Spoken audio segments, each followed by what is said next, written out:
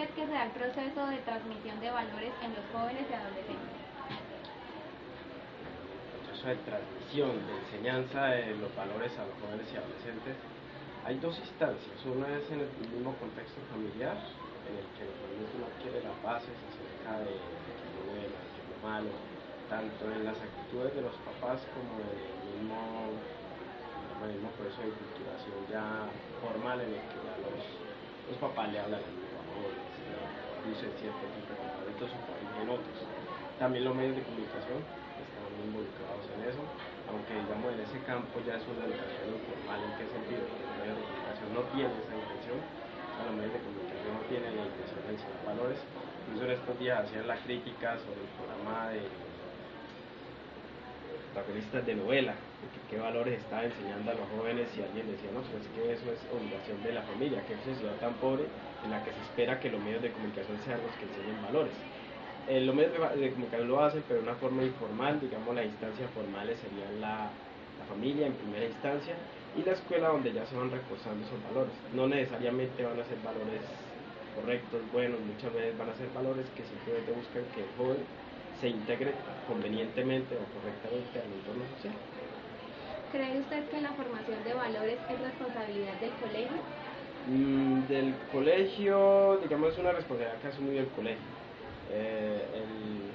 El currículo de las escuelas se ha vuelto tan maleable que prácticamente cualquier problemática social que surge se la achacan al colegio y se vuelve. El problema del colegio es que se vuelve primero un contenido y una parte del currículo, y en ese sentido pues es más complicado entender la trascendencia que tienen esos procesos, que no siempre se van a reducir a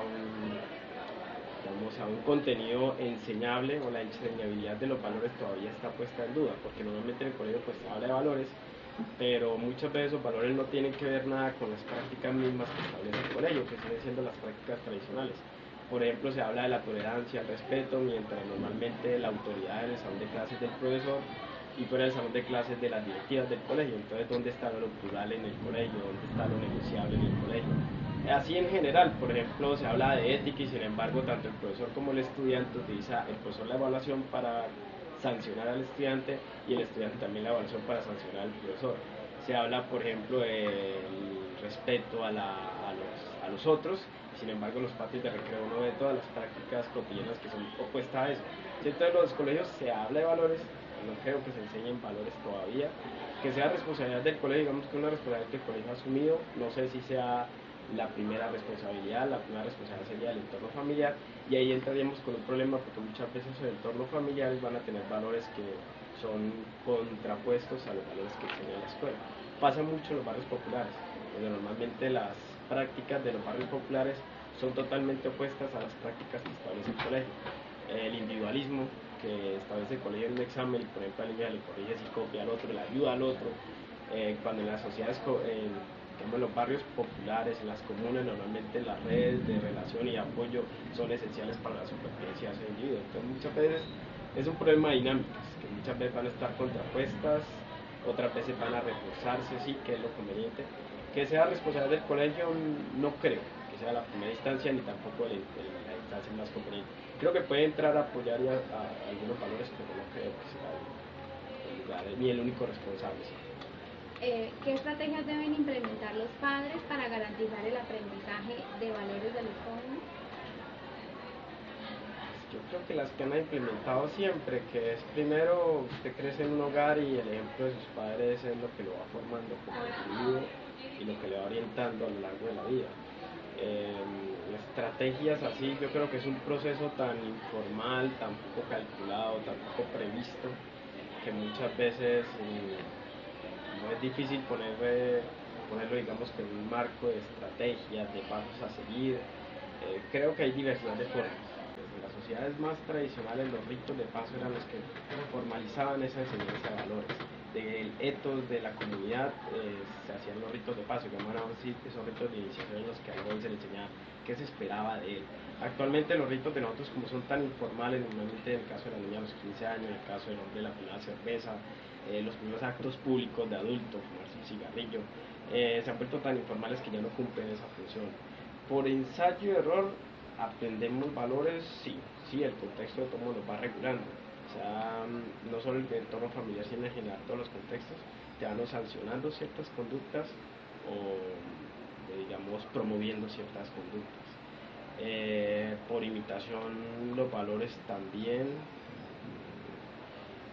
Sí, sí, también. Eso es realmente, o sea, hay muchas formas de aprendizaje, tanto esas como las otras que digamos que ya tienen que ver más con el entorno cultural humano, que son, digamos, las producciones artísticas, la literatura, todo eso son procesos de enseñanza de valores.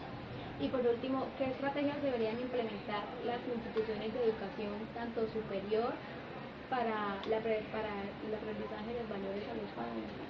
Lo importante es que normalmente todavía los entornos académicos no se han visto como entornos académicos, sino como entornos de escolarización, en el caso de la escuela, digamos, hasta el bachillerato, y en el caso de la universidad de profesionalización, o sea, de formar profesionales. Pero muy pocas veces se han convertido en entornos académicos donde se regule la vida social para salir al mundo, sino que muchas veces, por ejemplo, uno lo ve en los manuales de convivencia de los colegios, se regula lo académico, pero no lo social de la escuela.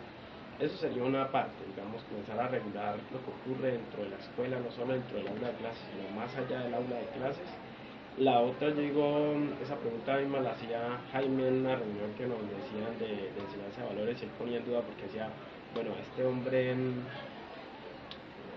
se llama Mancuso, lo educaron los jesuitas, ahí que falló, la educación, los genes de Mancuso, el entorno social, ¿quién es el que fracasó ahí? Y esta mujer le respondió de una forma tal vez muy inteligente, que el profesor enseñaba valores no solo cuando hablaba de valores y traía al aula esa retórica de los valores, sino también las prácticas cotidianas. El hecho de yo dejar un salón de clase limpio para la otra persona que viene, de enseñarle al estudiante ciertas maneras, ciertas conductas. Lo que pasa es que en nuestro mundo la autoridad, digamos, ha sido muy, o sea, ha satanizado la autoridad y todo mecanismo de poder. Entonces, que el profesor llegue y diga, baje los pies del puesto, muchacho, y siente como es en el salón de clase, se ve mal. Sí, se ve mal porque piensa que no debería ser así, que el profesor no debería tomar esas actitudes. Sin embargo, son necesarias porque está regulando desde el salón de clase unas prácticas sociales que vemos en la convivencia son necesarias, son útiles. Entonces, esa sería una parte importante, empezar a regular no solo desde lo académico, sino también de lo social, eso de pronto.